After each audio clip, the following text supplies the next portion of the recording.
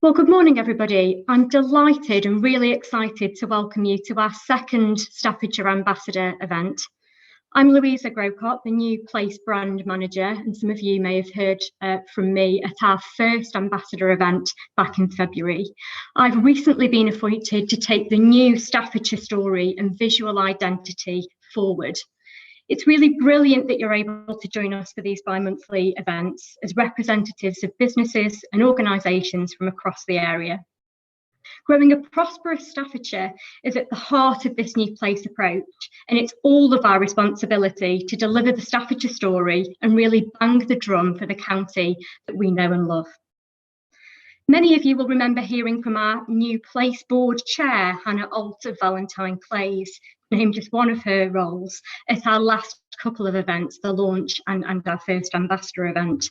I will be reporting into this Place Board, and alongside me, they will be guardians of the Staffordshire story and brand and ultimate champions of the country nationally and internationally.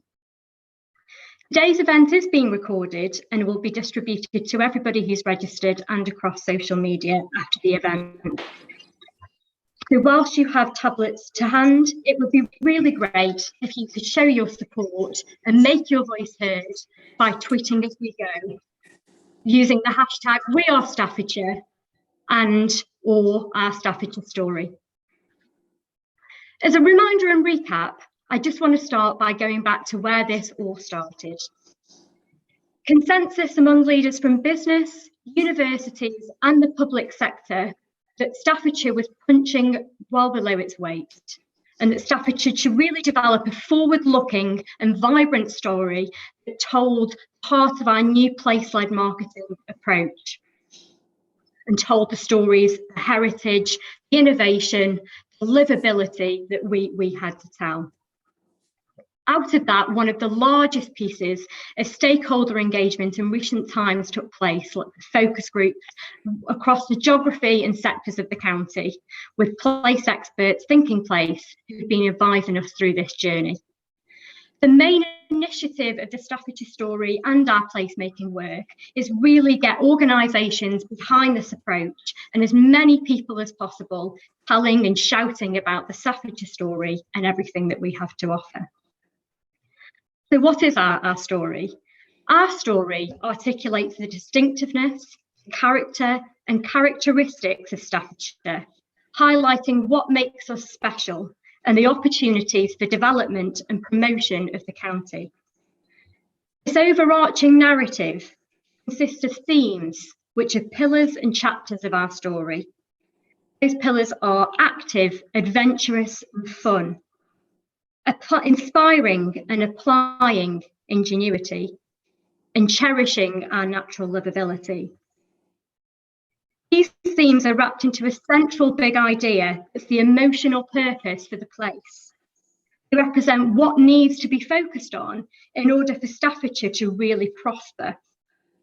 Staffordshire, a nationally valued centre, a place of national significance with the National Memorial Arboretum, National Football Centre, a national park, national forest, and national brewery centre. That's a lot of nationals. Let me explain a little bit more about the Ambassador programme and the event that you're all here to join today. We have so many individuals and companies who are already great at banging the drum for Staffordshire, and some of these will be joining us and speaking today. We really want to build on that fantastic work and grow a network of individuals and companies with a really Team Staffordshire approach. We want to create a network that gives businesses and organisations the chance to come together to learn about the developments that are taking place in Staffordshire, the new companies, new regeneration schemes, and see how they can play a part and create relationships that both benefit themselves as businesses and individuals, but also the wider area by shouting about us nationally and internationally.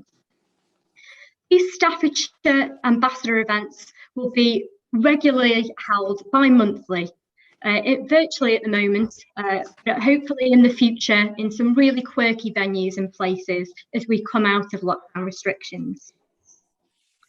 I'd now like to take the opportunity to hope that you enjoy this event and hand over to our compere, Mark Waddington, who is our Place board member and the editor of the Staffordshire group of newspapers at Reach plc, which includes Stoke-on-Trent Live, the Sentinel newspaper and Staffordshire Live. Over to you, Mark.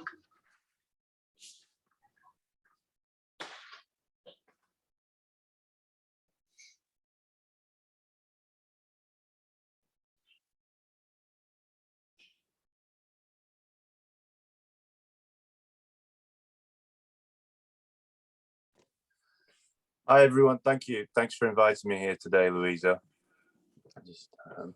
We're going to provide you today with some key updates from businesses across the country and kick off our celebrations ahead of the official Staffordshire Day of Recognition.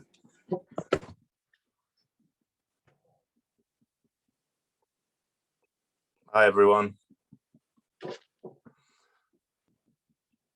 I hope you can hear me now. Sorry, bit of a technical problem there. It's hard to know whether everyone can see me or hear me. We can. Good. That's good. We can see and hear you. Thank you. Good. Right. Okay. Good. Yeah. Well, in case anybody didn't hear what I just said, I'll say it again. Thank you for inviting me along today to compare today's event. We have around 200 businesses here. We're going to be providing you with some key updates from businesses across the county as we look forward to kicking off our Staffordshire Day celebrations, the day itself happening on the 1st of May. For a couple of years now, we've had to celebrate Staffordshire Day differently. And while many businesses have been unable to open their doors, we've come together and shown real resilience to celebrate in a different way and with some pretty spectacular results. In 2020, we took Staffordshire Day online. Businesses rallied. We had 25 events, including a Monkey Forest live broadcast, quiz, poetry workshop with Staffordshire Poet Laureate Mel Wardle. We also had the excellent Angels sing-along video that had more than 26,000 views, really good social media reach and coverage inside and outside of Staffordshire. It was featured on key regional news channels, including Radio Stoke, Signal Radio, the Express and Star, the Burton Mail, Derbyshire Live and the Stoke Sentinel. Key sing-along featured on Evening and BBC Midlands Today as well, bulletins with a total of approximately 100 million, ambitious, approximately 1 million viewers. And we can see a slide from that in a second, which was a really good coverage and attracted a lot of attention. And throughout the day, Staffordshire Day was also trending on Twitter nationally as well, not just locally. So for my part, I'm, as Louisa said, the editor of Stoke-on-Trent's main newspaper, the Sentinel, and Stoke-on-Trent Live, and I also look after the Burton Mail and Staffordshire Live, as well as papers in Cheshire. Staffordshire Live, for example, is a new brand that we've recently launched that came out of the team in Burton. It's a really exciting prospect for us and has grown hugely in the last year or so. I think we've had about 480% growth year on year at the last figures. Now that will work if we're able to tell the stories that matter from the region, and we really want to be able to do that. We want to hear people's good news. We want to know what businesses are up to, what community groups are up to. Really want people to take the opportunity to sing about what they're doing. And please, if anybody has stories that they think need telling, then they need to get in touch with me. So I'm going to be joined by a lineup of some very inspirational speakers today. We're going to share with you some of the exciting work that they're doing. They're going to talk about how they support Staffordshire, including how the pandemic has meant some have had to change their approach to continue to deliver key services and outreach to their communities in the county and beyond. Now, the format for today is going to include presentations from Tony Kinsella, who's the CEO at Lucidian, the Very Reverend Adrian Dorber, the Dean of Lichfield, James Butler, who's General Manager at Peak Wildlife Park, and Chris Cohen, founder and director at Feasted. Now, after all the speakers have presented, we'll be inviting them back to join a panel to answer any questions you'd like to ask. So please use the Q&A function to ask any questions, and we'll hopefully cover as many of them as we can before we finish today. So first of all, I'd like to welcome Tony Kinsella, CEO at Lucidian. That's an international organisation specialising in ceramic materials, technologies and processes. And he will be dispelling some of the myths that the potteries is limited to crockery. And he's going to talk about how Lucidian is supporting the development of high-skilled and paid jobs in the county. So over to you, Tony. Well, good morning, everyone. Thank you for the opportunity to share my passion. I'm trying to share my screen here, my slides. Hopefully you can now see them. So, okay. Lucidian, materials, and the future, not only our past. So we now stretch to Mars. I'm making the claim that Staffordshire goes from this rich county all the way out to Mars, and that's because we've just been able to put some of our materials in ceramics onto the planet Mars, onto the rover Perseverance. So that to me now is a claim of a Staffordshire flag in the ground, in another universe, in another planet. That really takes us out of this world. That's a great claim, but let me talk about the materials that got us there and I think are helping us to look to the future. So one of my passions is materials. And this area, Staffordshire, has been the home of innovation and transforming materials for many years. And that, to me, is the heart of what we do. It is not just about ceramics. It is about that innovation and materials in generally. So in the past, people like Brindley and Wedgwood helped to get canals to take materials around the world and around the UK. Wedgwood himself, although he was well known for ceramics, actually invented the science of pyrometry, the indirect measurement of heat and temperature, a little known fact about one of our great forebears. We haven't just in the past transformed ceramics. We've worked with lead, copper, black marble, alabaster, timber.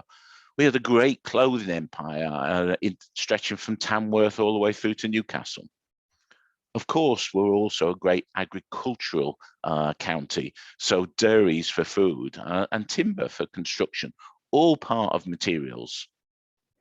Of course, why the potteries are here in Staffordshire is all about coal, actually. And the potteries was famous for coal mining, of course, but coal was transformed into a source of energy, which then powered, of course, the great pottery works, and of course, into sources of energy for steel, which was one of our great industries in the past. And now here we are. It's not about coal anymore. It's not about steel. What's one of the great outputs of this great county? Vaccines. Cobra Biologics, again, taking materials, this time biological material, and actually turning that into a material that's saving the world from the pandemic. I'll talk about ceramics, of course. It is my passion. For most of us, our usual thoughts are the great ceramics of tableware, sanitary ware, and tiles, things that we all have in our homes. It's been a great industry for us. But actually, my talk is about different ceramics and perhaps talk about some of the places that we'll find ceramics. You may be surprised. So a classic question is, in this smartphone, how many ceramics are in a smartphone? Anyone got any ideas? Any feedback? Well, since we're on the digital, and that might be a bit slow, the answer is 600. Without ceramics, there would be no mobile phones, and maybe for old people like me, the plague of smartphones wouldn't be enveloping the universe. So there's perhaps one surprising use. What else is it in our everyday life that wouldn't exist if it wasn't for advanced ceramics? What would we not be able to do? There would be no jet engines. We would not be flying around the world, never mind the pandemic. Without ceramics, we would not be flying around the world. Ceramics prevent the metals in the jet engine from melting. Without ceramics, no jet engines, no aircraft, no international travel. Exactly the same technology is used in power generation. So without thermal barrier coatings, which are ceramic materials, there would be no power generation. There would be no lights, no food generation, no steel, no glass. All of the things that require energy to be made, there would not be, because there would be no power generation. Even in the world of medicine, ultrasound scanners to look at babies when in the womb and see if everything's okay, and other great diseases. Without ceramics, there would be no ultrasound scanners. Ceramics, advanced ceramics, technical ceramics are in fact a great enabling technology, a hidden but enabling technology. So I've talked a little bit about aircraft engines, about protection of thermal parts. Now I'm going to talk about one of the other great advances that's taken forward, is ceramic matrix composites. And this is where ceramics are used as fibers and as coatings for those fibers to lighten materials. So here we are, ceramics now as blades in the aircraft, not just as a protection, but actually as the blades themselves. And this is a photograph of a GE engine using ceramic matrix composites as its blades. There's a picture on the right now just showing those ceramic fibers in a ceramic matrix that actually make up a CMC. And I won't go through the technology too much other than say the basic is silicon carbide. The outcome of CMCs is products and materials that are about a third of the weight of the comparative metal. They can bear much higher temperatures, and that allows engines to run at higher temperatures, deliver higher thrust, and emit less toxic materials. So there's a whole world of benefits in here. General Electric, well-known global organization, has invested hugely in ceramics and in CMCs. There's a quote you'll see on the slide here, going back to 2001, that says there may be more pigs flying in future than ceramics. That was the perspective then about the ability of ceramics, which are materials, as most of us know, that are pretty brittle and do break when they come into contact with either thermal shock or physical shock. However, 2 decades later, and about $1.5 billion, CMCs are now one of GE Aviation's most aggressive technology efforts. They're really now available and operating in many jet aircraft that we used to fly in before pandemic. They've opened 4 factories in the States. They've got a truly integrated supply chain. This is really a technology going forward into the future. It is not the ceramics that we know and love, but it is about taking ceramics somewhere else. GE, North Carolina, and Alabama are, of course, not yet in Staffordshire, as you may have recognized. My point here is this technology can be developed, is being developed by us and some of the UK companies, but we've not yet made significant investments to be able to bring it about. There is, and it will be circulated, there's a video link in my talk about the CM story and the manufacturer. So I won't take you through that now, but I am going to put into a situation that the UK and CMCs, well, there is no CMC manufacturer in the UK. There is no supply chain. But CMC revenues in the States are already 4 times more than the whole UK traditional ceramic industry revenues. They are high value, developing technologies and create high technology barriers to entry. So a great business to be in. They are manufactured in high cost economies where the UK can in fact truly compete. 50 miles from where I'm talking today is Rolls-Royce Aerospace, the UK's largest aero engine manufacturer. It already has a great supply chain for its traditional materials here in Staffordshire, such as Moog Aerospace Corporation. But the opportunity I'm talking about today is to assist Rolls-Royce to create its own CMCs and make the UK independent from Japan and the USA, where they now get their materials from, at the same time as strengthening one of our largest UK businesses and the key sector. This would create high value jobs at Rolls-Royce and drive a new supply chain. It's a really major opportunity for the UK. We're talking about billions of pounds of revenue for UK PLC here. Traditional ceramics, as you may know, compete against low-cost manufacturers in the Middle East and Asia and become ever more commoditized, sadly. They do keep employment, but often low value, often unskilled, and sadly the industry, until recently, had seen 30 years of decline. Advanced ceramics are at the other end of the scale. The markets that they compete in are Japan, Korea, and the USA, high cost, high value economies. Competition is on function and performance, not on price. And advanced ceramics can have performance and functional features that can't be delivered by any other material. Ceramics are key to the future. Who says that? Tony Kinsella? No. Kwano Inamori, who is in fact the chairman of Kyocera, which is the world's largest ceramic industry, $25 billion of revenues. Inamori, Sir Inamori, he is a British knight of the realm.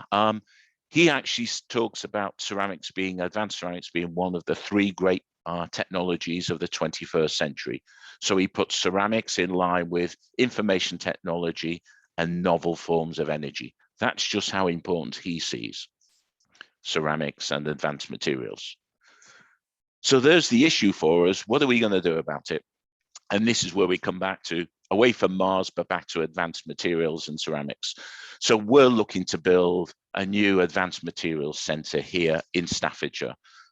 This would be a world-leading centre, making Staffordshire at the centre of the universe for advanced ceramics, and actually leading the world, being a magnet for academic research, being a magnet for inward investment, being a magnet to actually keep and hold on to and create great futures for all those graduates that we create from our great universities.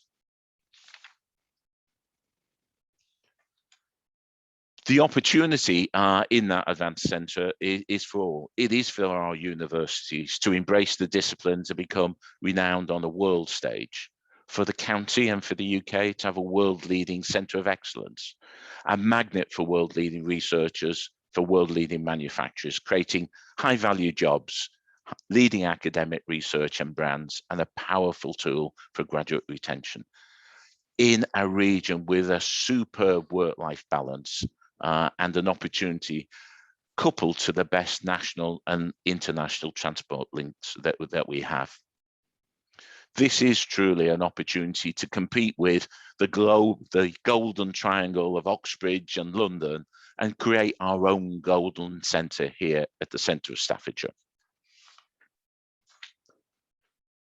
The centre will not just be for academic inventions, as I said, but a way of scaling up technology, filling that valley of death, as it's so often called, to take products and processes from inventions all the way from the lab to the back door of manufacturing, and a site to build back manufacturing in the UK in high value, high technology sectors that create exports and spawn ever more new innovations. One of those great innovations now is computational materials, the development of materials through huge computer power, not just by experiments in the lab. And one of those areas is a technology called high entropy ceramics. And I'm pleased to say we're at the leading edge in there. We're not just talking about aerospace here for ceramics though. Lucidian are using ceramics in drug delivery. We've just secured a $10 million contract to coat biologic materials to give them environmental protection. That's a global contract. World-leading developments in computational materials development, on new batteries for electric vehicles, on applications in nuclear science, solid oxide fuel cells. They are ceramics created by Ceres PLC, the UK's now and the world leading manufacturer, solid oxide fuel cells will be the power source in the boilers in our homes within a decade. Low energy, low emissions, high energy output. And finally, in the UK AEA, to create plasma energy from fusion plasma, where again ceramics will protect materials from the high temperature and magnetic flux. So advanced ceramics deliver new technologies, reduce energy use and carbon emissions. Ceramics are truly part of the UK net zero future. They are not to be seen as those smoky, dusty, old industrial plants of the past. So finally, to round off, I talked about ceramics being on Mars. Well, why are ceramics from Lucidian on Mars? We've sent some of our colour standards on Perseverance. So the big question for us all, that I'm sure we've all bothered for all of our life, is Mars really the red planet? Well, if we just put the camera on the rover and sent it up there, we wouldn't be able to tell what colour, because colour is not an actual thing. Colour is just a reflection of light. And that light, that reflection is actually controlled by our optic nerves. It's controlled by the light in which the other light is reflected, and it's controlled by the materials upon which the light falls. So the purpose of our standards, colour standards, is that the cameras on Perseverance will actually focus on those palette of ceramic standards that will calibrate the cameras. Then when they look out onto the Mars vista, they will actually then be able to transmit to us the real colours that we see. So our eyes on Mars. How do we see colour? Just quickly, the colour perception is made up of three things: light source, the way the surface reflects the light, the human eye and brain. You can see here the difference between an uncalibrated and a calibrated optics. And I know I'm running out of time. I shall close quickly. The reflection of light on snooker balls. Black is actually the absorption of wavelength, and colour is white colour is, sorry, I have to stop that. White is actually the reflection of all light. So finally, here's the palette of colour standards on the top right, actually on Perseverance. Bottom left, you can see it on the rover. Here's the great landing of ceramics on Mars. And as a final future, a calibrated optical vision of Mars. If you remember anything about this talk, please just think about ceramics, the enabling materials of the future. Thank you very much for listening to me and giving me the chance to speak.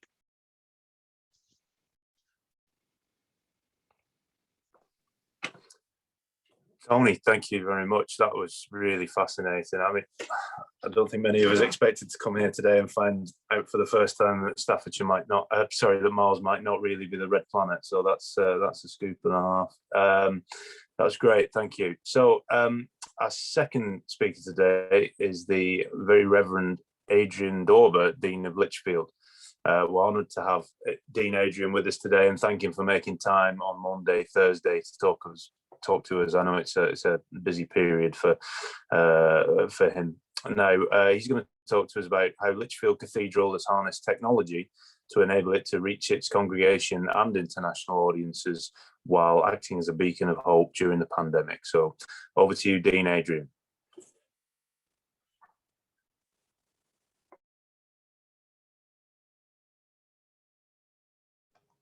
There we are. Good morning. Can you hear me? Good.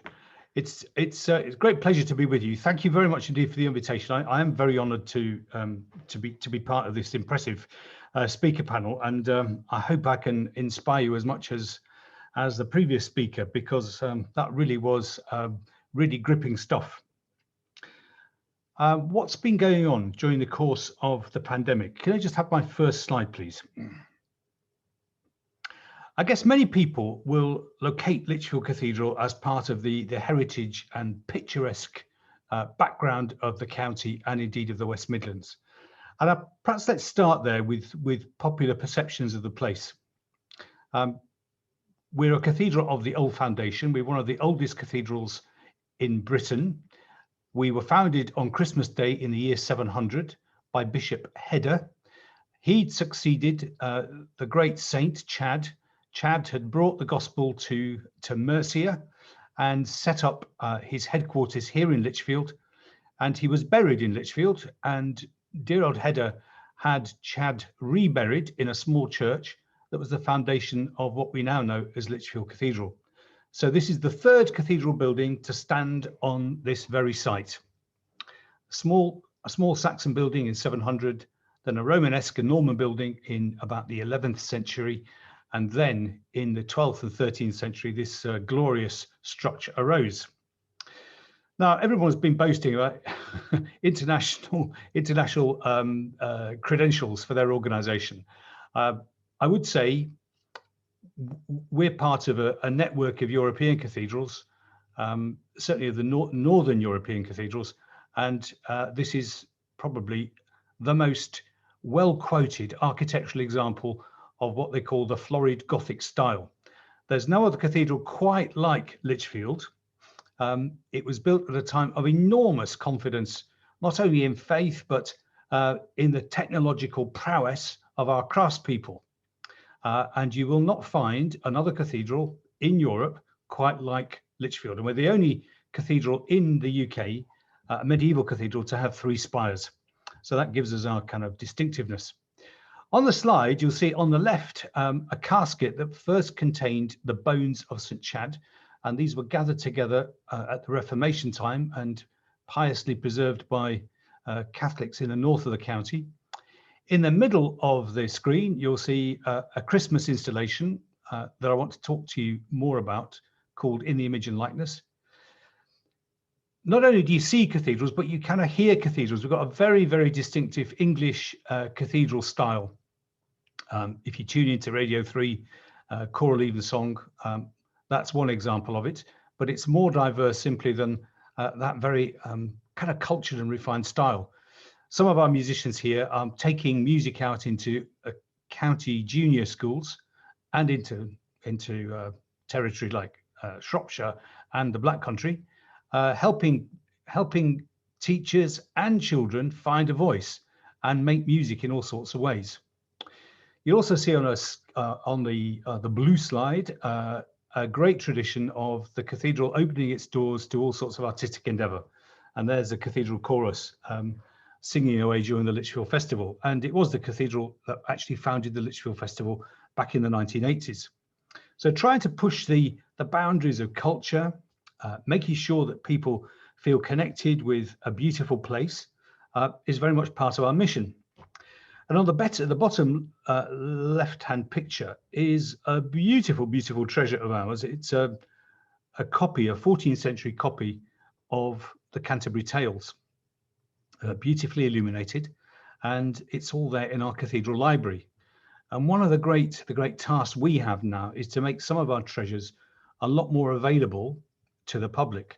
And this is where I think the digital technology really comes into its own, in that we've got now a huge variety of platforms in which we can show some of these things off and be able to foster dialogue right across the world.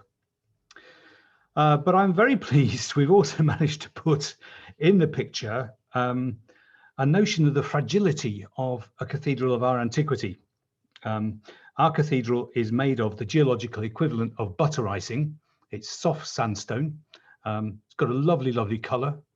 You don't see anywhere as beautiful as this apart from Petra in Jordan. So it's worth coming to see just for the colour, I think. And when you get the sun setting on it, it's a very romantic sight. But it needs constant and assiduous care. And I think since I've been dean here for the last 15 years, scaffolding has been up at some stage most of that time. Most notably, when I came, we had a big crumble at the East End with the stained glass, which comes from the Netherlands, from the Low Countries, was actually in a very, very difficult state because all the supporting mullions were crumbling. So we had to raise about £3.5 million and put that right pretty quickly. It was a pretty Herculean task, but it now is secure, I hope, for at least another 100 years. So that's some of the story we're able to tell. And in terms of visitors, we're trying to get about 150,000 people pre-pandemic into the building. That's not a huge total, and it's not all that impressive. But I want to say a little bit more about the story, and I hope that will be more inspiring. So the next slide, please. Thank you.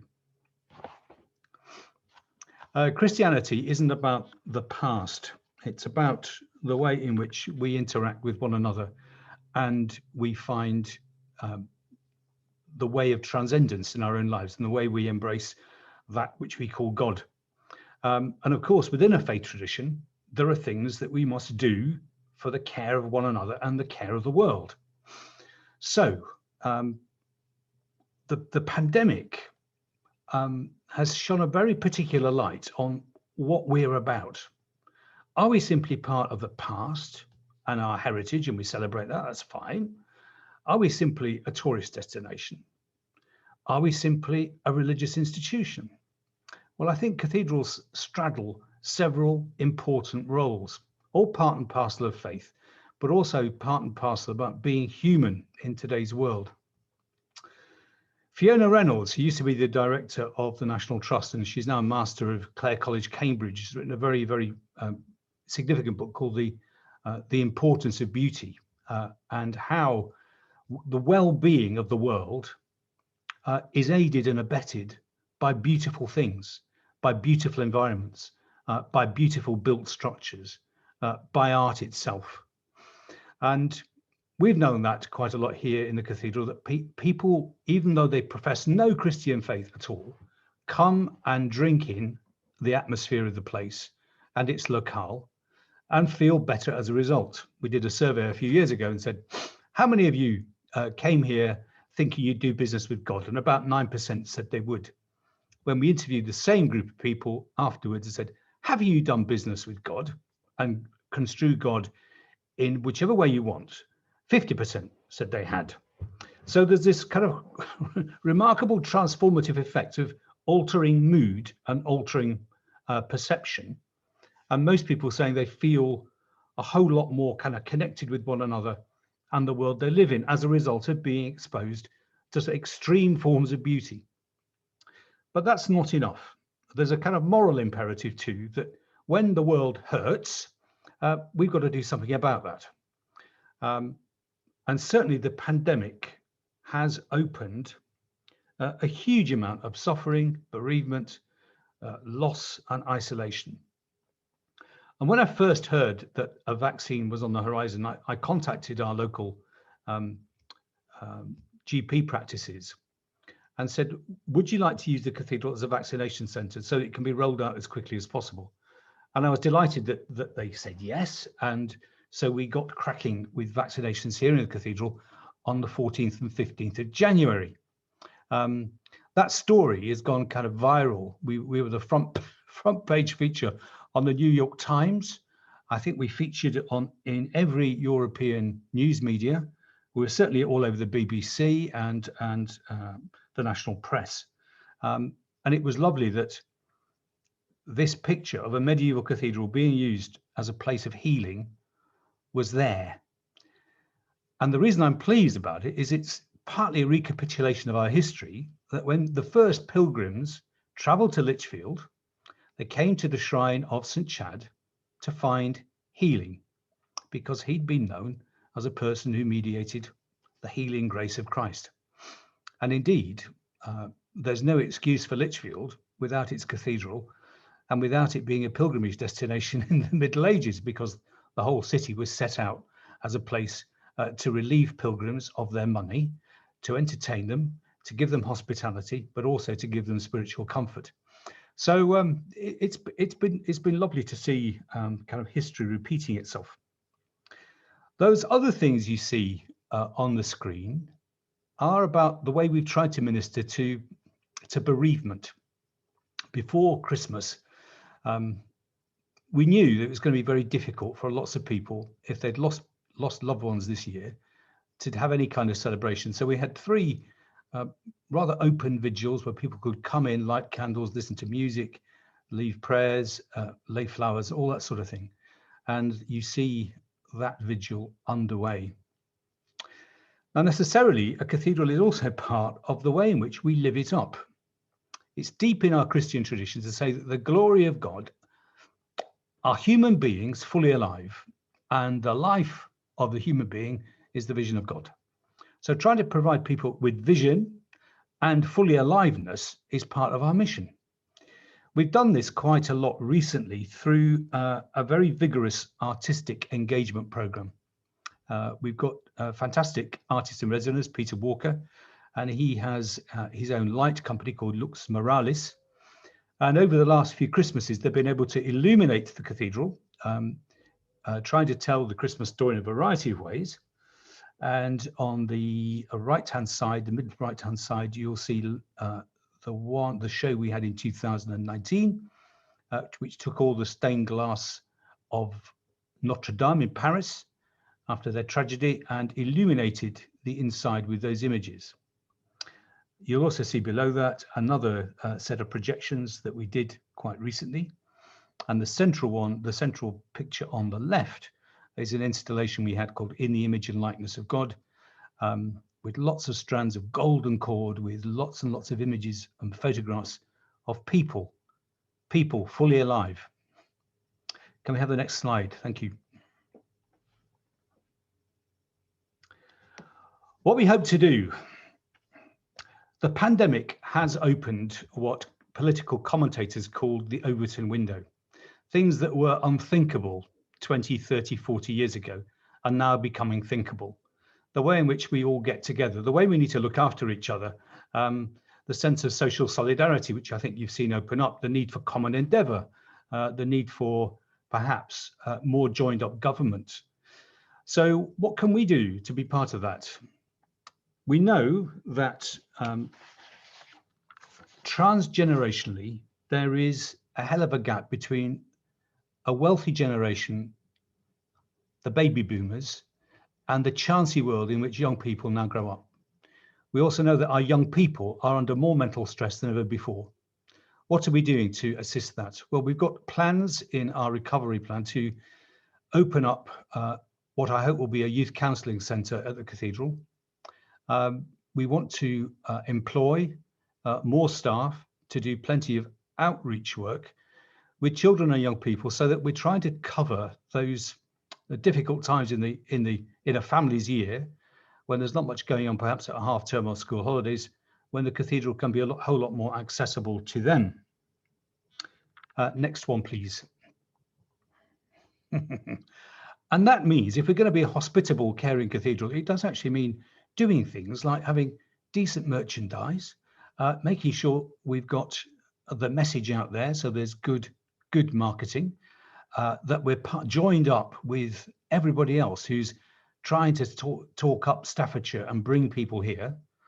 And I said jokingly a few years ago that I want to get down in history as Dean Boggs, because as a medieval cathedral, we predate the invention of the water closet, and we didn't have decent facilities. So we spent best part of £250,000 last year just making sure we had decent loos. So there are simple things like being practically welcoming and providing the kind of intellectual and emotional hospitality that people would expect of a cathedral of our age and our seriousness. Creating a place of beauty, refreshment and exploration, and of course, taking people's concerns seriously, their needs, their hopes, their aspirations, and their need most of all for celebration, I guess. Next slide, please. Okay. We're delighted that we have nearly 500 volunteers, and we got the Queen's Award for Voluntary Service in 2019. Yes, we see all those grinning faces on the left. But we've got a very active congregation, and all sorts of great events take place in Lichfield Cathedral. We hope every Christmas, pre-pandemic, we'd fill the place several times. We had only 25,000 people through our doors in the month of December in 2019. And that is set to grow.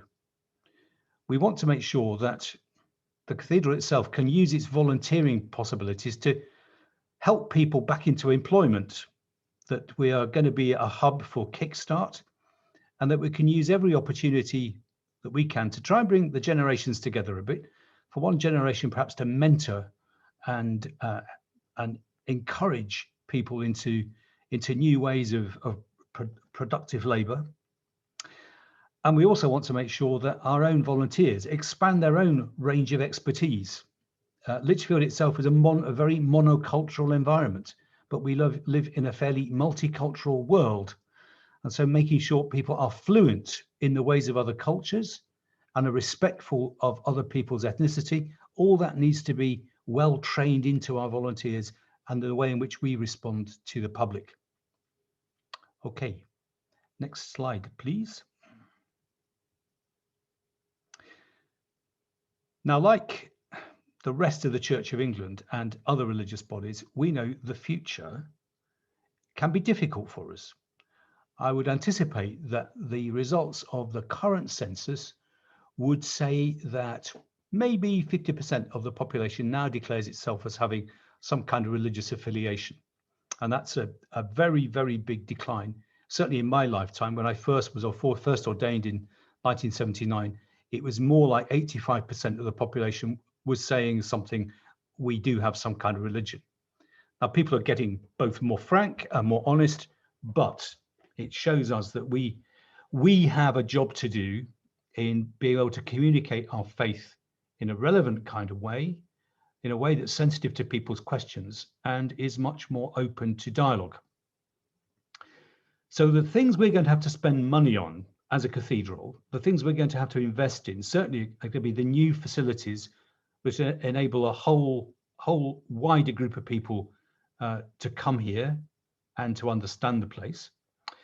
We've got to invest hugely in digital technology.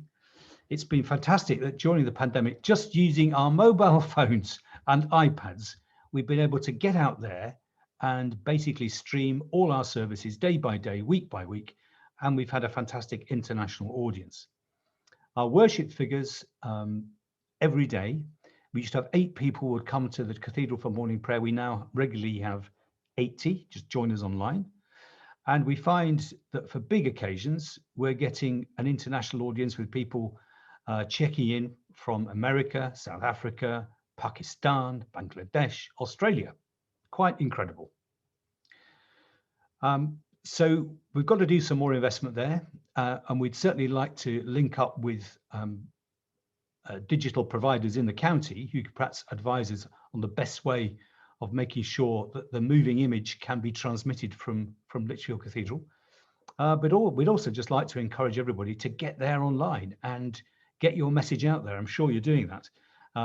But it's great to be connected in this new world environment. And the platforms are there for us really to make sure our story is out there. But we do also need to speak into the gap. And I said before, we've got the big intergenerational divide between the wealthy haves and the poverty and lack of opportunity for the younger generation. And that's something we've got to take very seriously. We've also got to address, I think, within our own cathedral, the green agenda. The Church of England's made a fantastic commitment to be carbon neutral by 2030. That's going to be a big ask for us, but something we've got to do. And I think we've got to be able to show some kind of citizen leadership, that we can't just preach environmental ethics, we've actually got to live them. So that's a big thing as part of our recovery plan, is how we begin to get new power sources into our cathedral and our close, and how we celebrate the environment with other partners up and down the county and the diocese as a whole. Of course, cathedrals can be captive, as they have been in the past, to the rich and the powerful. And in the 18th and 19th century, you'll find Lichfield Cathedral being very much like the precursor of the National Memorial Arboretum. It was a kind of the great place where the great and the good had their memorials.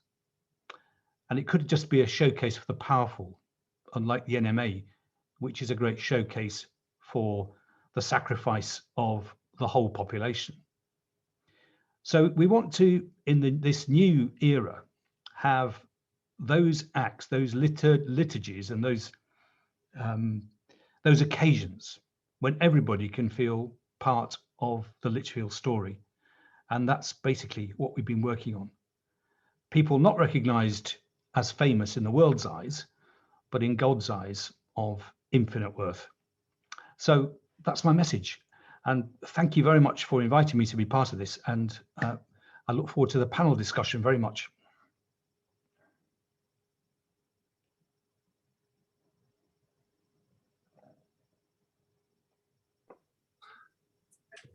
Thank you, Dean Adrian. That was superb. That 14th century copy of the Canterbury Tales, eh? Yeah. That is amazing. I don't know if there's any chance of borrowing it, is there? I will look after it. Come and see it. Okay. Yeah, I'm not sure what happened to my copy from university, so I probably better not. I'll lend you a paper. Yes. Yeah, so yeah, indeed. That was great. Thank you very, very much. And now we're going to go on to our third speaker, James Butler, who's General Manager at Peak Wildlife Park. He's taken a break from the care of his hundreds of animals to tell us about its unique position within the Peak National Park and how the Wildlife Park has continued to put a cheer on people's faces during the lockdown. It's also been helping the homeschooling effort through its virtual education programme. So over to you, James, and potentially some penguins, I believe. Hi, how you doing? Hi, you okay? Yeah, good. Not too bad. Yeah, thanks for having me. Some amazing speakers so far, and it's great to see how other industries work that you might not necessarily even think about. So it's been brilliant so far. So I'm James, I'm the General Manager. Luckily, I've just been joined by a penguin here. That's a Humboldt penguin. That's our penguin walkthrough we've got just behind us. If you've not visited Peak Wildlife Park before, we're in the Staffordshire moorlands. So we're just off the Lee Cashbourne Road. The park itself started as Blackbrook World of Birds. That was back in 1991. And it was in its own right a quite diverse collection of birds and waterfowl. Unfortunately, it had some tougher years in the 2010s, and that's when we took over in 2014 as Peak Wildlife Park.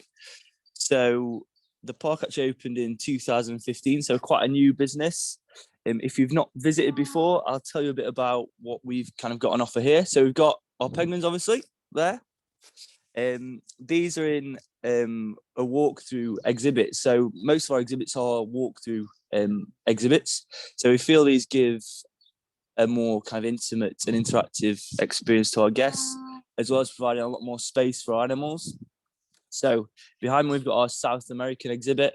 So we've got Humboldt penguins, alpacas, and Patagonian Mara, which are like a little kind of almost like a cross between a hare and a deer. So kind of little, they're a rodent, I think, technically. Then we've got our lemurs, which are a lot of them critically endangered. So we've got ring-tailed lemurs, black and white ruffed lemurs, black lemurs and red-bellied lemurs. Again, these are in a large walk-through enclosure. And another favourite amongst our guests. We've got wallabies, which are known in Staffordshire, primarily because I think they once roamed the roaches, which are only about 5 miles from where we are here. So there was stories of them living up on the roaches. We've got wallabies here. They weren't taken from the roaches. We've got Bennett's wallabies, and they're a favourite because guests can hand feed them. As well as that, we've got an African village exhibit with livestock and some giant rabbits. They make up the main bulk of our walkthrough exhibits, and we're hoping to open a red squirrel walkthrough in the summer of this year. It's not just walkthroughs we've got though. We also do a lot of work caring for endangered animals. So we've got Visayan water pigs, which are the world's rarest species of pig. So they're critically endangered from Indonesia. We've got mainless zebra. So they're a subspecies of plain zebra. We're one of only 2 places in the UK you can see them. And we've also got Vietnamese sika deer, which are extinct in the wild. So since we opened back in 2015, the park has grown quite significantly. I think we've increased visitor numbers probably 5-fold since first opening. And we are constantly trying to reinvest in any money we do make back into the park and into conservation. So when we first opened, the park was probably about 35 acres. And we've now got 75-ish acres to expand into. So we are looking to grow the park, as well as the number of people we employ here. So currently, the workforce is made up of about 40 members of staff, and that's split amongst kind of front of house, maintenance, and our animal keeping team. Now, we've got a really young and vibrant staff group here. So the average age is probably about 22. And I'd say maybe 80% are people who live locally in Staffordshire, in Stoke. So it's a great workforce, really vibrant, and a lot of them come from the local universities and colleges. So we have really good relationships with these colleges and universities.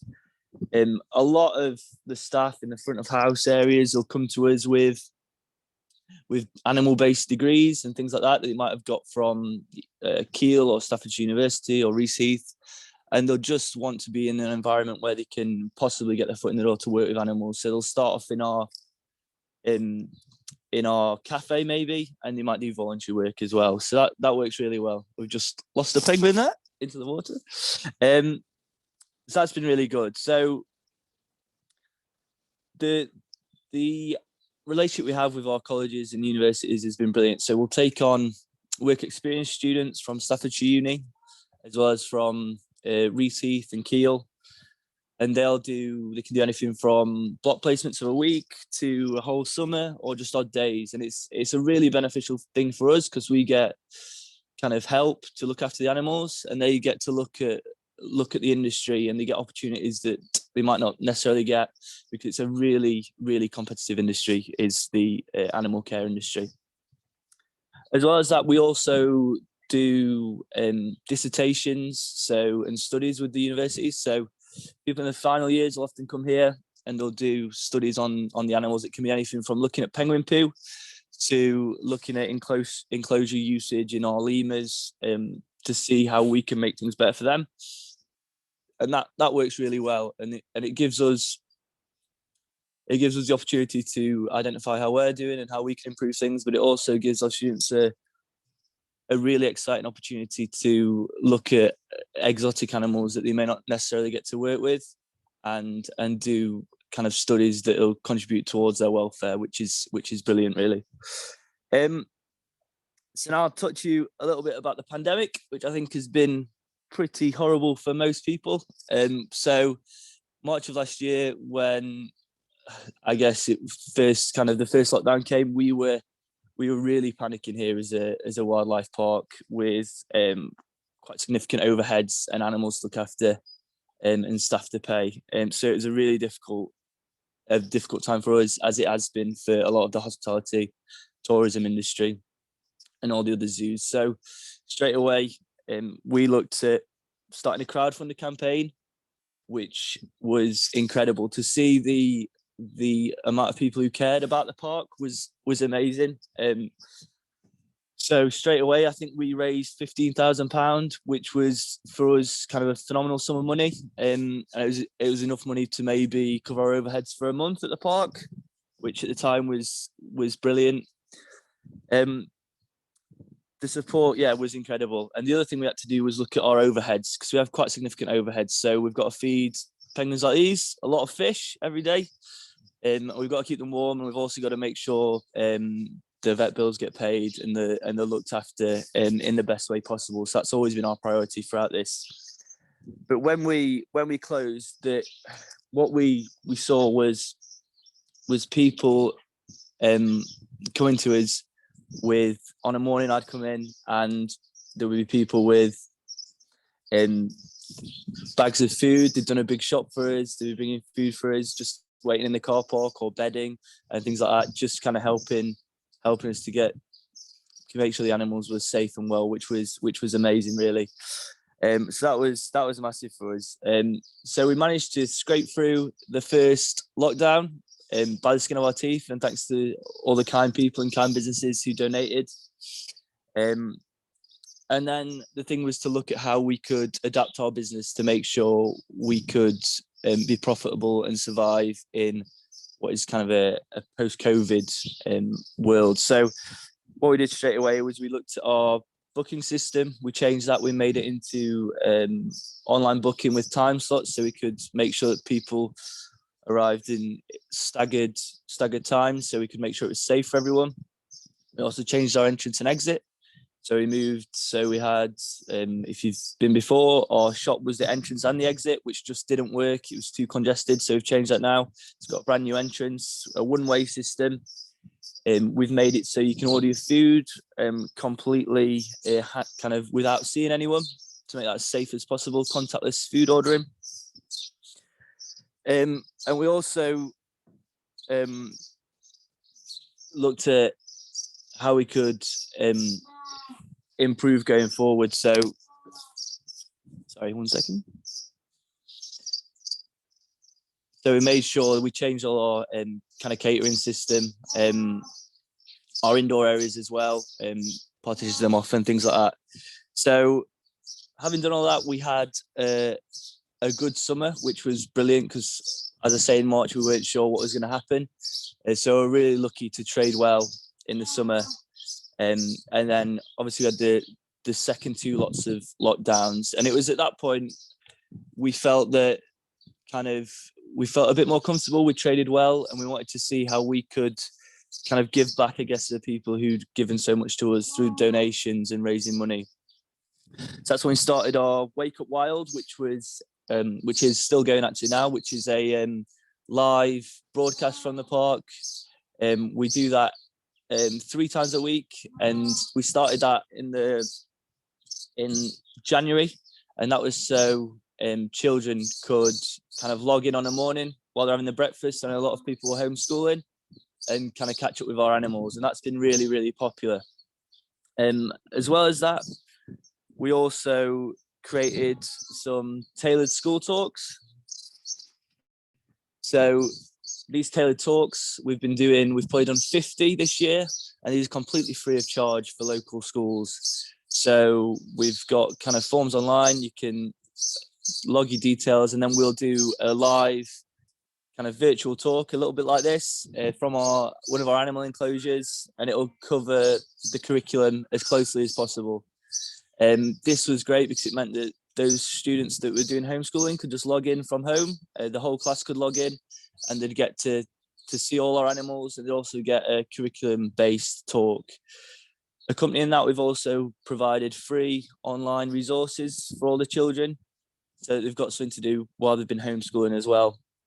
That's kind of been so popular, even though the kids are back at school now. We've got teachers asking if we can do kind of the live videos, and so it's been a real success, and something that we'll probably carry on until it's safe for children to come back and visit the park. The last thing I wanted to mention is Staffordshire Day, which is coming up. We're hoping to do a live pig walk, which will have a Staffordshire themed trail with it. So that'll be 9 AM on Staffordshire Day. So if you like pigs and you like Staffordshire, then that could be one for you. So thanks very much for your time.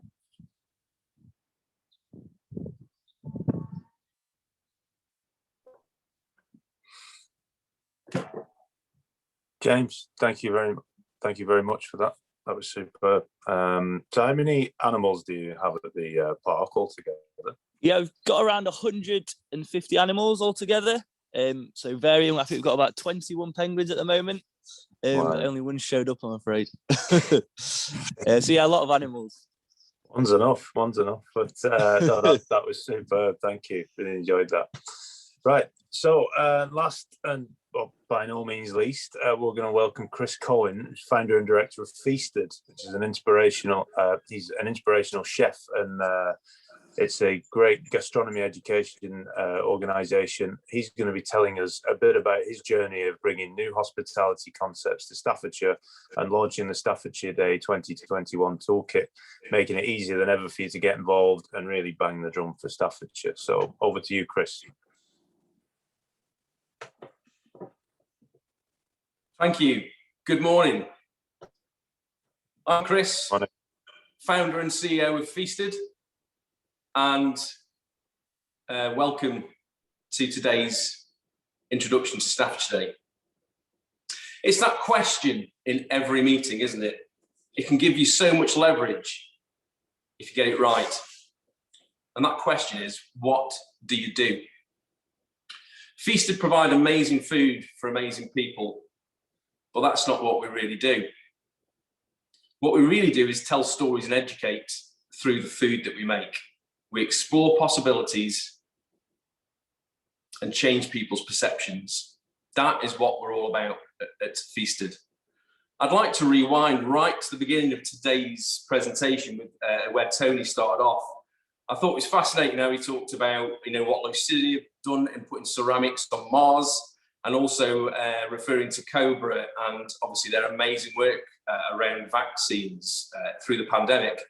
It's that thought, isn't it, that here in Staffordshire, in the most challenging of times, what we've done is we've innovated beyond belief. And I'm going to share with you how we've done that through the pandemic as well. But let's face it, Feasted, we were called Feast with Friends up until last year. And really, guys, we should have really struggled through this pandemic. It should have been really challenging. James just said then about the challenges around hospitality and the service industry over the last 12 months. It has been a really challenging time. But really, I feel very, very fortunate as a chef with a background also in education and being very keen to share knowledge and understanding. I've always looked for ways to help develop people in everything that I do and everything that we do in Feasted. So really, you look around you, you explore the possibilities, and Staffordshire is absolutely part of that, and also Stoke-on-Trent, which is where we're based. And really, I want to share with you about how we've developed that idea of telling stories and educating. But yeah, through the lockdown last year, our bookings just went. Over 10 days, everything went for the whole 12 months, really. And the real enabling thing was the internet. Technology right there in front of us, because I went online, I did cookery videos for education aimed at families and kids, and there was an immense amount of followers and our presence really sort of developed from there. But synchronicity is massive in everything we do, and at the same time we were just starting to explore this idea of launching a course with Stoke-on-Trent College, and the CEO Denise Brown was back in October 2019 and said, is there something we can do? Is there some innovation thing we can do around food? Stoke-on-Trent's got a lot of hungry people. It's seen as a underdeveloped area economically. What are the opportunities around food? And we really set the wheels in motion of putting together a course that could really drive ambition, gastronomy, and just the development of that belief that we can be innovators, even in food, the thing that challenges so many people locally. So we launched the Feasted Gastronomy course. And yeah, in this time, in lockdown, that's a tough time, isn't it? Especially around hospitality. And I'm going to just give you a bit of an insight into what this course is about. Obviously, an academic year is broken down into 3 terms. The first term is all about local context, heritage, and cultural history. Those factors, for me, are the things that really formulate opportunity and possibilities. If we understand what's around us, we understand the possibilities. That's a massive understanding of how we can be creative. If we understand those things, we can create amazing things that make sense. The second term is all about community, because we need to give chefs and people who are interested in developing skills in the hospitality industry, we need to give them the best culinary skills, the best understanding and the best opportunities, but also we need to help them to understand what the challenges are around us. And I think quite often in hospitality and food in the past, up until the pandemic, of course, we're very guilty of maybe just aiming for the best, whereas really people need food in lots and lots of different ways. And what we really try and do is narrow that gap. The best way to challenge the fact that we have fine cuisine and hungry people is to bring those two things closer together. So the last term of that trio is the future of food. So inspired by many, many reference points, you know, I believe that Staffordshire could be an amazing hub for the future of food. If anyone has a chance, check out a book called Feeding Britain by Professor Tim Lang. I was lucky enough to hear Tim Lang speak at Kiel way back in February last year, just before the pandemic sort of broke. And he was talking then about the fragilities around our food systems and our food supply. And literally weeks later, I was thinking, crikey, this guy's good. He's really on the pulse of things here, you know. But it really opened up that idea of opportunity and possibility through growing systems and technology. And I believe that this is a huge way that Staffordshire can innovate for the future. You know, it's big stuff, and food is going to change massively in the next 20 to 30 years. And this is what we are introducing the students to at Stoke-on-Trent College. What I'd like to add also is this is a hospitality course. It's a course that trains chefs, but it trains people, young people. And, you know, if you're older and you want to join this course, you're like, that's great, absolutely brilliant. It just trains people in a broader sense of what the opportunities around food are. We want people who are food writers. We want people that want to be food developers, growers, farmers, you know, food technologists. We want people, some of the brightest and best people, to come and join our course because they value what the future of food could be. And let's face it, why can't that happen here in Staffordshire? This is the first course like this in the country. Okay, so, you know, along the lines of what Lucidian have done and what Cobra have done, you know, Stoke-on-Trent College and Feasted are really sort of finding some new ground with this course. You know, hospitality training at its very best is obviously very, very French in that classical sense, and at its very worst is just so generic, it doesn't really give people a deeper understanding. And that is what we're looking to change. So really, you know, that is what that course is about, and I'd welcome people to get in touch to find out more. There's going to be a load of promotional stuff for September's new course opening, obviously, in the new term, and we welcome any students to apply from all different academic skill base, really. So, you know, we're looking forward to welcoming new students in. So, okay, so what I want to just finish on really is where we started off with Tony, talking about the amazing achievements and innovation. I want to refer to Julie Walters, right, and her character Sandra Wilkinson in Billy Elliot. Okay, so in that film, Sandra Wilkinson says to Billy, "Do you know what, Billy? You need to dance harder and better than anybody else to get yourself out of this godforsaken town." But what we've learned in the most challenging of times, in many, many ways in Staffordshire, is that, you know, we can innovate right here, right at home, when we can't even move anywhere. That, for me, really puts into question that idea from Sandra Wilkinson. And obviously, you know, Julie Walters is amazing, but I just think that's such a great reference. You know, why should we encourage people to leave when we want to innovate and be incredible here, right here in Staffordshire? So guys, that's an introduction to the course and what we do at Feasted, and I hope you've got a greater insight.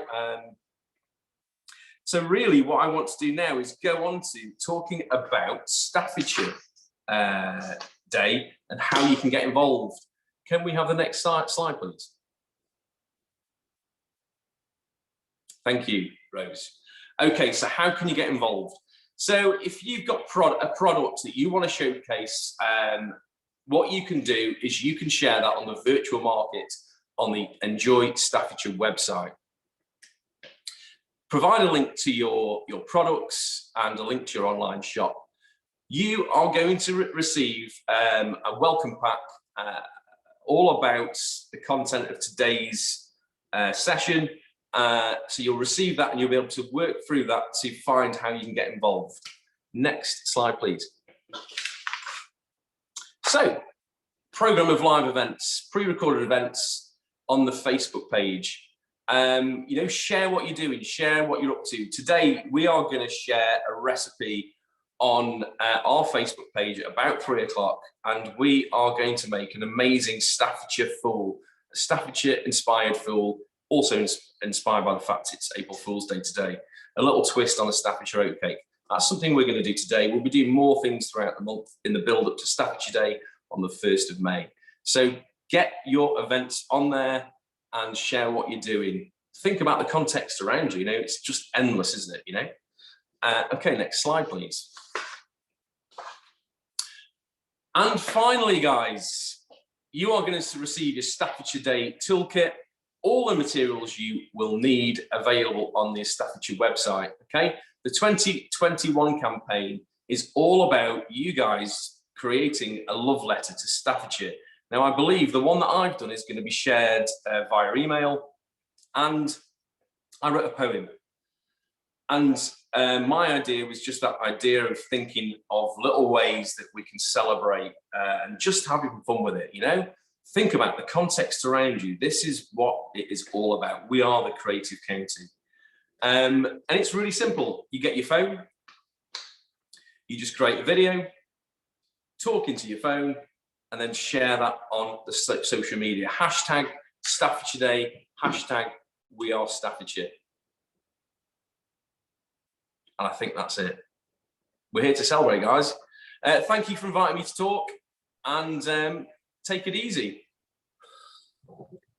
Chris, thank you. That was superb. Thank you very much. And yeah, I look forward to making my video, although I must admit, I've never seen so much of my own face in my entire life as I have in this last 12 months through doing video calls like this. So I'd probably due a break from it. But that was great. Thank you. Right, we're going to move on to our Q&A session now. So people have been sending in a few questions as we've gone along for the speakers so far. So I'm going to have a look through those and put them to the speakers that they relate to. Is everybody's mics on all the speakers? Yeah, so we can all hear to answer. Good. Okay. So we've got a question from Ian Kelsall, which I think is probably one for Tony. What changes do we feel we need for UK PLC to make to set up UK-based independent supply chains, similar to the one Tony referred to about CMCs sourced currently from abroad, so companies like Lucidian can supply instead? So Tony, what do you think the big changes we need to see are in the next few years so that UK companies are playing a bigger part in the supply chains? Yeah, it's a really great question. I think it comes down at its root to belief. We've stopped believing as a nation we can do this. And it's always easy to hear what we can't do. I truly do believe it is about having a belief that we can deliver these technologies and that making things is good. For so many decades now, we've believed that manufacturing is something other people should do offshore. So I think we've got to change that. Then we've got to inspire our youngsters that for me, transforming materials, it's superb science. It's mind stretching. It's a career. I've worked in science all my life. It's wealth creating. I think it's about culture as much as it is about science. And finally, we've got to get our local politicians and our local government believing in ourselves as a region. Staffordshire County Council do. I don't think our LEP and everybody else here is completely aligned with what we can be. So three areas, I think, Mark. Okay, right. Do you think interest in science from school children has increased in recent years? Do you think we've got more chance that there's going to be a bigger uptake on getting into the science sector from young people? Have you got any sense of that? Yeah, I think there is. We're certainly seeing it. We go out to schools, so there's great engagement there. I think perhaps yet we don't get enough influx. One of the poor stats is our universities, local universities here, actually train some great people. They leave the county. So how do we get those to stay? And I think perhaps trying to educate youth that Science isn't just about working in dark laboratories, it's about commercializing. Look at James Dyson. What is he? He's an engineer, scientist. Look at the business he's created. So I think we have to connect science to business as well. I think to inspire people. There's a career. Mm-hmm. Thank you. Great. And one from Ben Sutcliffe here for Reverend Adrian says, your work's fantastic. May I ask whether there's been any specific work to recognise and support visitors with neurodiverse or hidden disabilities? With World Autism Awareness Day tomorrow, Caldwell Children want to help Staffordshire to be a leading community for inclusion and equity. Yeah, it's a great question. It's a one that I think the National Church is working on quite hard. Clearly, we've got quite a big investment of time and expertise in making sure we come up with the right solutions. But there are people thinking about it, and although we're not spearheading that particular investigation here, as a national church, we'd want to be at the forefront of implementing best practice.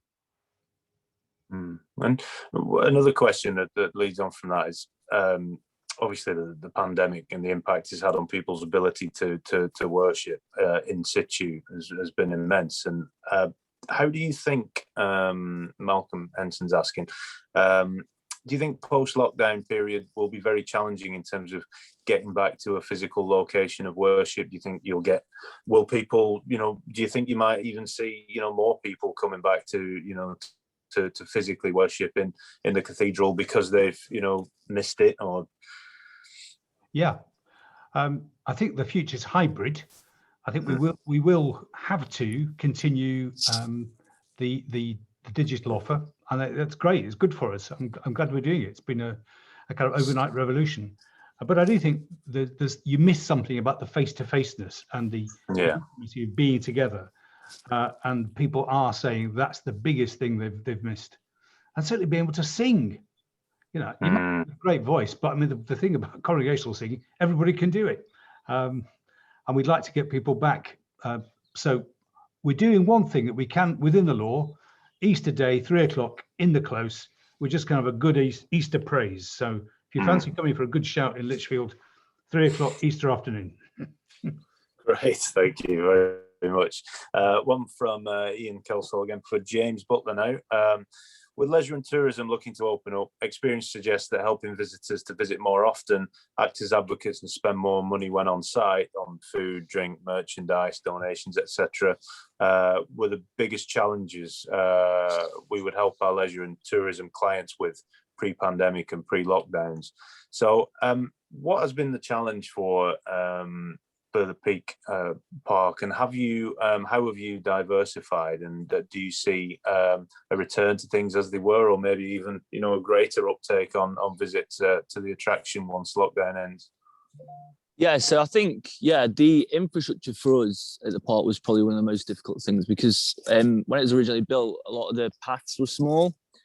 They didn't build many toilets and things like that, so that was a real struggle in kind of making sure social distancing could be adhered to. So I've actually been closed. We've widened some of the paths.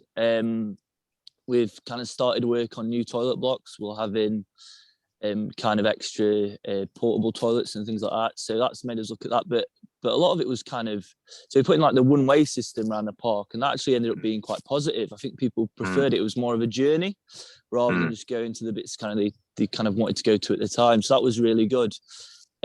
We've actually found with the new systems, so the timed entries and being able to order from your phone for the food has actually all been really, really positive. And I think it's things that we will continue, at least in the short term.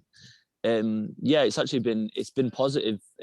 All of that is really, there's been no real struggles in that sense. It gets difficult for us when it comes to going indoors, and we have quite a lack of indoor space here, and it's hard to make that work. So that's something that we're looking at now. Sure, because I know I was talking to somebody yesterday about another attraction on my patch, technically, the Chester Zoo, and while it's been financially a very difficult period, there is some hope that through going online and doing so much digitally that maybe wasn't being done before, the reach and the scope of the size of the audience audience that it's been reaching, and putting itself on the map to people who might not otherwise have known about it or heard about it, could actually, translate into actual physical visits in the future. Have you done a lot of online activities and events during the pandemic, and do you think that could actually help to put you on the map in places where you might not have otherwise reached? Yeah, no, in that respect, yeah, it's been brilliant. We started doing kind of live videos a good few months ago now, and that was my colleague Lucinda, who does the social media, were like, "You're gonna have a go at it," and I think she was a bit perturbed at first, but she's actually really enjoyed it, and she's done a brilliant job, and she's doing really regularly, and we're getting kind of hundreds of people watching it almost every day. And yeah, our social media has been amazing, really. If you compare it to the year previous, it's kind of it's skyrocketed. So in that respect, it's been brilliant, and yeah, really good. And things like papers being interested in and local radio and things like that has been brilliant as well. So yeah, it's there's definitely upshots as well as the obvious down. Yeah, sure. And actually, Andrew Pierce just wants to know, when is the park back open? Yeah, so not long now, so the 12th of April. So we're trying to get ready frantically now to open up. So the 12th of April. So many things to do on the 12th of April. It'll be very tough to make a choice as to which one it's going to be. Okay, great. All right, we got one from Elaine Fernley here.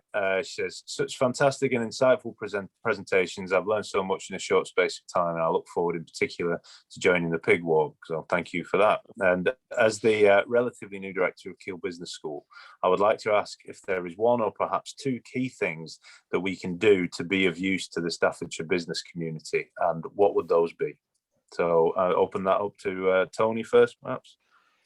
Yeah, for me, and perhaps it's a very much Lucidian perspective, but our county is desperately short of middle management, and perhaps that's because in the past we've not been so industrialized. So getting our people into understanding about managing people and managing resources. We're 250 people. Managing people is critical. It's not about machines, and understanding the psychology, human behavior. So I think business school could really take a great place in helping not just Lucidian, but I think a lot of our businesses in that goal, trying to get our people more into that understanding of people behavior. Sure. I've got a question for Chris from Andrew Cowan. He says, "Chris, food is something we all love, but many people like myself who have diabetes have great problems with our diets. Do you cater for people with specific dietary requirements?" Yeah, thanks for that question, Andrew. So absolutely do. I mean, something that we excel in really is understanding diets and people's needs. And I wouldn't exclude anybody from what we do. So the quite simple question is absolutely. I think, flavour comes in so many different ways and from so many different places. I think, we understand that, and yeah, get in touch, and we can certainly provide you with something amazing. Sure. And Jeremy Lowe asked a question that I think you're well placed to answer. It says, "We have some fantastic farmers and growers in Staffordshire producing a very wide range of quality produce, grown and reared to world-leading standards. At a local level, we also have some excellent farm shops, but due to lack of food processing capacity in Staffordshire, we've struggled to create a sort of Staffordshire brand. As much of what we produce is exported out of the county for further processing. Do you have any thoughts on how we can tackle this? Could we develop more in terms of a food brand hub?" Yeah, I mean, I've talked to many people about lots of really, really exciting innovations. Keele being one, and it's something that we're involved with on many levels, actually. All I can say is at this stage is just watch this space. We're keen, like I said, really the college course is all about giving students that sense of you don't just have to be a chef, within the food industry. You can be so much more. And I think, you're highlighting that is a really interesting and valuable point. Richard Burley raises an interesting point. He says, it's great to hear the passion for the county and the potential for the future. As a business based in Burton, it's interesting how the town can feel more aligned to Derby and Derbyshire than Staffordshire at times. And speaking personally, as you know, overseeing a news website for that area, I know that that is the case. You know, we still cover a lot of Derbyshire news because that sense of the two places being closely aligned is very much there. So he says it'll be good to see how businesses in Burton engage with the fantastic Staffordshire Day initiative to help push this, especially as 3 of the county's nationals are in the town. So what do we think, and this is open to anyone, what do we need to do to create more of a sense of one county? You know, what efforts can we all make to really coalesce around the theme? I think make a virtue of necessity, really. It's that we are connected with everybody else. So I'd like to say we're the connected county. You know, we're the part of the world you've got to travel through to go north, south, east, or west. Yeah. And let's say something about that, which I think would be really good. Thanks, Reverend Adrian. I'll jump in here as well. I think there's something really important there around that word identity, and actually what the We Are Staffordshire work is aiming to achieve is by bringing businesses and areas in Staffordshire together, but also respecting that every part of the county has its own identity too, and that's okay. Lichfield will have its own story to tell, and Lichfield's got Lichfield and elements of its own micro identity within the whole, and that's fine. You know, there will be certain parts geographically of the county that may look towards Birmingham, or as you say, towards Derby, but actually if they can be part of a network within Birmingham, Derby, Manchester, but also part of the Staffordshire network, actually that gives us even more opportunities to tell our stories and make connections outside of the county, because we've got a great story to tell to bring people along the journey in Staffordshire.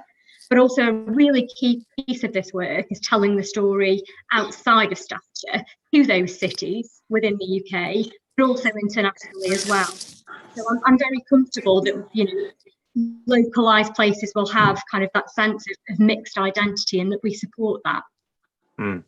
Yeah, absolutely, and I think it's you know, events like this can only help to do that. You know, to put Staffordshire on the map, not only you know, outside the area, but also locally as well, because you know, we have a lot of places that are doing their own thing, and you know, are distinct communities in their own right. And I think fostering that sense of us all being one big place with one common purpose is a really important thing to do, and it's been done successfully in you know, in other areas, and I think we've got a real opportunity to speak with one voice to the rest of the country and the rest of the world, in fact.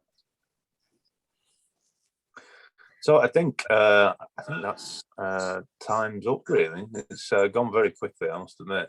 So it just remains for me to thank our contributors, and most of all, everyone who's come and given up the time. I know everyone's busy, and 2 hours out of a busy day is a big ask, but I hope it's really been worth it for everyone. I've certainly learned things today that I didn't know, and will certainly be going away and telling people about. So I hope you'll all continue to support these bi-monthly events. You know, we are going to be doing regularly, and it'd be great when we can to all actually hopefully meet up in one place and see each other in the flesh, which has not been possible for the last 12 months. I've met so many people myself in that time, including entire new teams of staff that I work with who I forget I've never actually met them. I don't know how tall they are. You know, they're just heads and shoulders. So it'll be great to actually start meeting some people. But I think, the real power of this ambassador scheme is going to be hearing about the new initiatives, the developments, you know, the success stories from people that are making them happen. And alongside this, you know, we're going to be able to create relationships that will be to the benefit of us each, but also for Staffordshire, and we'll be able to influence and learn about the place and act as spokespeople for it, and perhaps, you know, develop initiatives and bounce ideas off each other that help us get to where we're going. So the Staffordshire Day Toolkit, I know we've had some questions asking about where we can get hold of that. That's going to be shared in an email after the event, and the recording from this session is going to be available as well. that'll have some details about when the next event is coming up. And by all means, ask Louisa if you have any questions. Excuse me, I'm losing the capacity to talk. So anyway, I'll just say have a great day and a great holiday period as well. Remember to tell something positive about Staffordshire, and please do send out some tweets and use the We Are Staffordshire hashtag as well. So thank you very much. Thanks, Mark. Thanks to Louisa. Thanks for the invitation. Thanks to the rest of the panel. Great stuff. Great to meet.